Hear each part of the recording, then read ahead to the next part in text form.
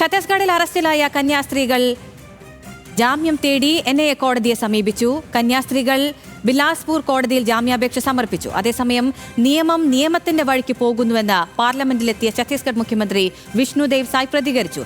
ഇതിനിടെ കേരളത്തിൽ നിന്ന് എത്തിയ ഇടത് സംഘം ദുർഗ് ജയിലിലെത്തി കന്യാസ്ത്രീകളെ കണ്ടു. കന്യാസ്ത്രീകളെ എത്രയും വേഗം മോചിപ്പിക്കണമെന്ന് പി.കെ. ശ്രീമതി പ്രതികരിച്ചു. ഉണ്ടായിട്ടില്ലാത്ത ഇത്തരം ഒരു ക്രൂരമായ സംഭവം അത് ജനാധിപത്യ ഭാരതത്തിനേറ്റ ഏറ്റവും വലിയ കളങ്കമാണ്. ആ കളങ്കം എത്രയും വേഗത്തിൽ തീർക്കണമെങ്കിൽ അവരെ നിരുപാധികം പെട്ടെന്ന് തന്നെ അത് വിടുന്നതിന് ആവശ്യമായിട്ടുള്ള നിർദ്ദേശം കൊടുക്കുക എന്നുള്ളതാണ് ഏറ്റവും അധികം ഉള്ളത്. വിവരങ്ങളുമായി ശരത് ലാൽ ഉണ്ട് ഡൽഹിയിൽ നിന്ന്. ശരത് ലാൽ, ഈ പ്രശ്നത്തിൽ അനിശ്ചിതത്വം തുടരുകയാണ്. ഇടപെടൽ ഉണ്ടാകുമെന്ന് കേരള BJP അടക്കം പറയുന്നുണ്ട്. ഇടത് നേതാക്കൾ അവിടെ സന്ദർശിച്ചിട്ടുണ്ട്. എന്തൊക്കെ വിവരങ്ങളാണ് ലഭിക്കുന്നത്?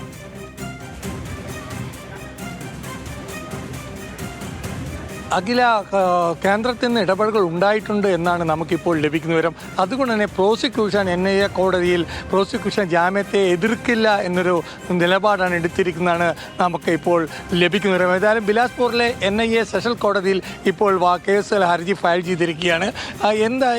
വാദം എപ്പോഴെടുക്കും, എന്തായിരിക്കും എന്ന കാര്യങ്ങൾ ഇനി പുറത്തു വരാനേ ഉള്ളൂ. കാരണം കോടതി നടപടികൾ നടക്കുന്നത് അടച്ചിട്ട NIA ആണ്, അടച്ചിട്ട കോടതിയിലാണ്. മാധ്യമങ്ങൾക്ക് പ്രവേശനമില്ല. കക്ഷികൾക്കും അഭിഭാഷകർക്കും മാത്രമാണ് NIA കോടതിയിൽ പ്രവേശനം.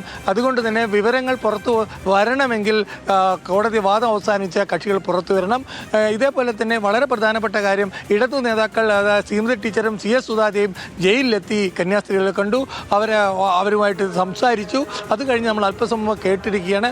അതേപോലെ തന്നെ UDFിൻ്റെ പ്രതിനിധി സംഘം, അതായത് കൊടിക്കുന്നിൽ സുരേഷിൻ്റെ നേതൃത്വത്തിലുള്ള 5 MPമാർ, ആൻഡ്രു ആന്റണി, അതേപോലെ IB ഈഡൻ, രാജ്മോഹൻ ഉണ്ണിത്താൻ, ഡീൻ കുര്യാക്കോസ് എന്നിവരും അല്പസമയത്തിനടക്കം ജയിലിലെത്തി കന്യാസ്ത്രീകളെ കാണും.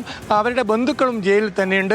ഇന്ന് ജാമ്യം ലഭിക്കുമെന്നൊരു പ്രതീക്ഷയാണ് കന്യാസ്ത്രീകളുടെ ബന്ധുക്കൾ പങ്കുവെക്കുന്നത്. ഇതിനേക്കാൾ ഉപരി, കാരണം ഛത്തീസ്ഗഡ് മുഖ്യമന്ത്രിയുമായിട്ട് ഇന്ന് വീണ്ടും അമിത്ഷാ കൂടിക്കാഴ്ച നടത്തിയിട്ടുണ്ട്. അതുകൊണ്ട് തന്നെ ജാമ്യ അപേക്ഷയെ പ്രോസിക്യൂഷൻ എതിർക്കില്ല എന്നൊരു നിലപാടാണ് ഡൽഹിയിൽ നിന്ന് നമുക്ക് ലഭിക്കുന്ന വിവരം. BJP അധ്യക്ഷനും ഇത് തന്നെയാണ് വ്യക്തമാക്കുന്നത്. ഏതായാലും UDF MPമാർ ഇവിടെ എത്തുന്നുണ്ട്.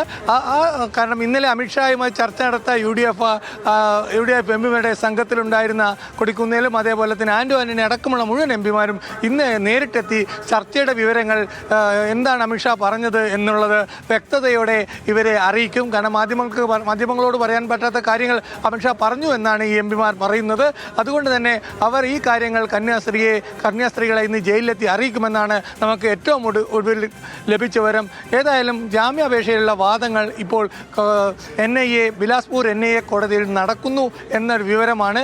NIA കോടതിയായിട്ട് മാധ്യമങ്ങൾക്ക് അകത്ത് പ്രവേശനമില്ല. അഖില, NIA കോടതിയെ സമീപിച്ചിരിക്കുകയാണ് കന്യാസ്ത്രീകൾ ജാമ്യം ലഭിക്കുമെന്നാണ് രാജീവ് ചന്ദ്രശേഖർ അടക്കമുള്ള നേതാക്കൾ പറയുന്നത്. ഇടത് നേതാക്കൾ അവിടെ എത്തി കന്യാസ്ത്രീകളെ കണ്ടിട്ടുണ്ട്. ശരത് ലാലാണ് വിവരങ്ങൾ നൽകിയത്.